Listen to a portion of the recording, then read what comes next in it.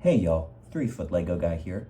It is May 9th, National Train Day, and as I personally do every year, I release one of my models for free on Rebrickable. So, let me move this locomotive out of the way, and I'll show you what I've been working on for the past few months.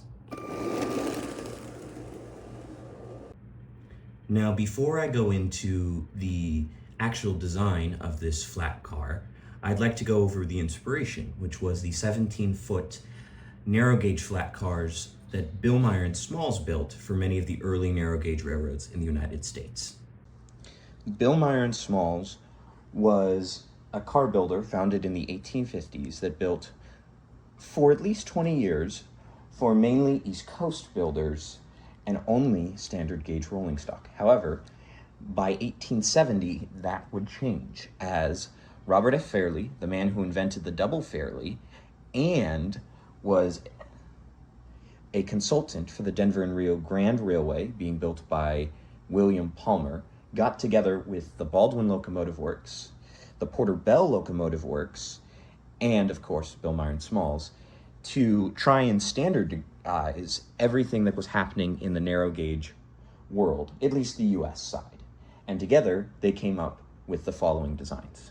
These were the coaches as well as pieces of rolling stock that Bill Meyer and Smalls built, intending to be the standard for narrow gauge railroads.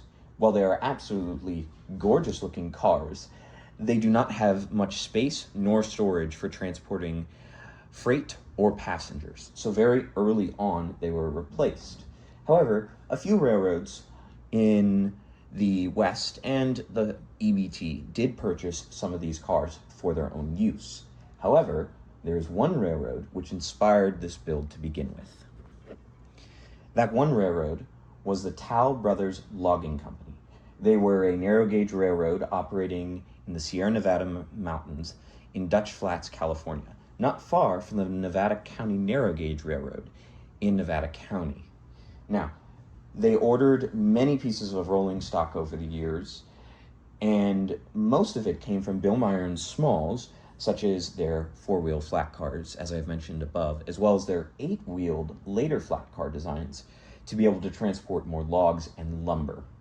Now, sadly, there are very few pictures of Bill Meyer and Smalls' 17-foot flat cars, as many of them were gone very early on. However, there's an excellent photo from the Seals Historical Society in their library that I had on hand, as well as one sort of surviving car, that being the Dutch flat caboose, or rather pay car, which was built on top of a 17-foot flat car from Bill Meyer and Smalls. It's debated how much of the car is actually original at this point, but it is known to be the only surviving Bill Meyer and Smalls car due to the unique detail of the brake support, which was famous for having these arches on top and also on bottom, which can clearly be seen in these photos. With the history out of the way, let's talk about the prototype I ended up building. Right out of the gate, I must say, the model is not on standard gauge, or rather narrow gauge track at the moment.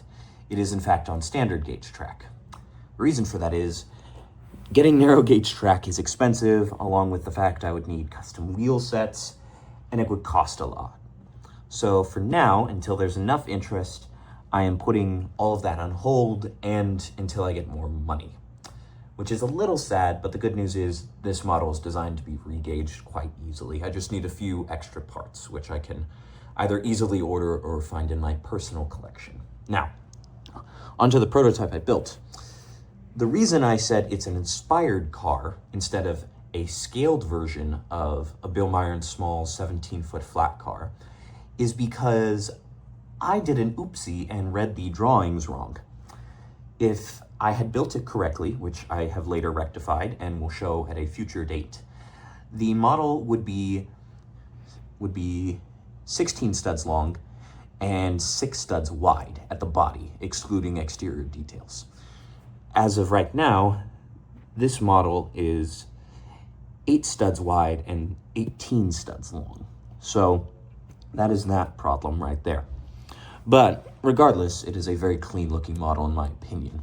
I added these steps right here, which were not on the originals, but it felt a little bland without it. I've tried it without. It doesn't look good. The wheels are covered with these, I believe it's a silver metallic color. I forget the exact Lego color, but I think it pops really well against the black and just gives it a nice little touch, even though it's not prototypical to these cars. That should in fact be reddish brown along with the rest of the body, but reddish brown breaks more, so I didn't want to push my luck there. And then the brake stand is not prototypical just because I do not know how to replicate the Harp brake stands in Lego yet. I might have that 3D printed by a fellow modeler I know at some point.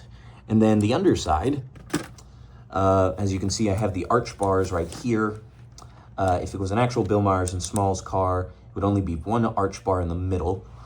And then the actual brake rigging, or at least the chain for it, is pretty prototypical. So a very mixed model, but a very simple one at that. And as you noticed, it does have ball bearing wheels on it, which means it rolls like a charm. So it is a very happy model when running. I did make another version of this model, however, which, let me grab that real quick. So this is the other version of the car that I modified in person. My original intent was to just have two identical cars, but me being me and getting bored, I decided to experiment. So I removed one layer of plates, and just to illustrate my point, I got rid of these steps. And honestly, I don't take the steps off often, but I think it looks really good. Other than that, there's no other changes except, this is the important part, the model can and will take normal Lego wheels, both these old metal ones, which I prefer if I'm modeling, as well as the brand new all plastic ones, which I think are gross, but if you have them on hand, it is an easy modification. The model can also, in theory, take modern magnetic couplers, and hopefully will take brick model railroad couplers at some point whenever I get them. Also, an interesting detail I noted, right here, there is a weird break in how I constructed the car, just how it is.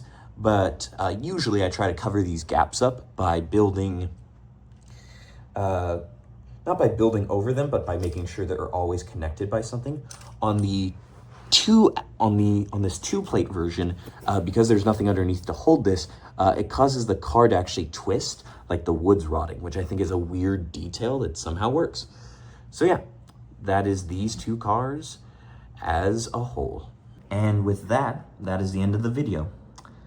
Before we go, however, I'd like to thank a few people, in particular, the Narrow Gauge discussion forums for providing me some pictures, as well as great references, but also the Railroads of the 19th Century Discord server for just the fantastic amount of knowledge I've learned about Bill Myers and Smalls and these cars in general.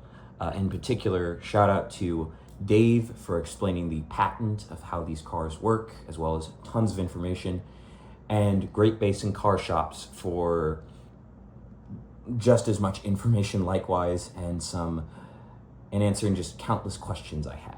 And lastly, thanks goes to fellow modeler at Emo, I apologize if I butcher your name, who graciously allowed me to use his boxcar model as a base for this flat car. Many changes were made, but at the core, it is still your gorgeous, gorgeous boxcar model. I hope you have a great day wherever you are, and can't wait to see y'all in the next video. Bye, y'all.